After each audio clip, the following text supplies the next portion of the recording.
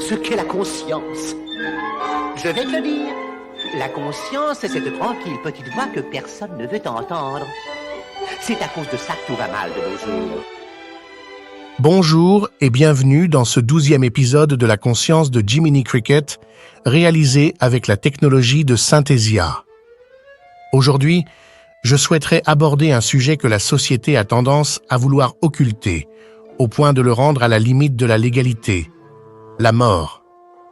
Tout ce qui vit doit mourir, c'est ce que la science proclame. Paradoxalement, la mort est la seule chose qui permet de définir que quelque chose est vivant ou non. Cela veut aussi dire qu'une chose immortelle n'est, par définition, pas vivante. La mort a très tôt été programmée dans les premiers ADN et ARN, car elle est en lien direct avec la reproduction. Dans le jargon, on appelle ce mécanisme la pléiotropie antagoniste. Plus on peut se reproduire, moins on vit longtemps et vice-versa. Cela peut aussi revenir à dire qu'une mutation rendant stérile pourrait drastiquement prolonger la longévité sans pour autant rendre immortelle. Sur le plan purement biologique, la mort est une question d'échelle. Dans le cas d'un organisme pluricellulaire comme un être humain, la mort de l'organisme ne signifie pas la mort de ses constituants.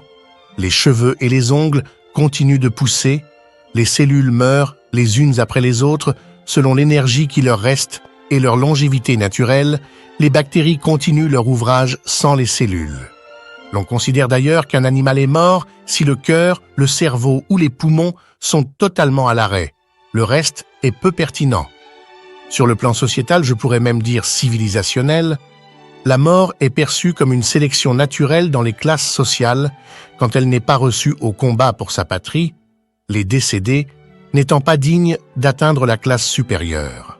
Ce faisant, ceux résidant au sommet de cette pyramide prônent une forme d'immortalité, soit dans la trace qu'ils laisseront dans l'histoire, aussi réelle que fictive, soit dans les progrès de la science en vue de tendre vers une hypothétique immortalité physiologique.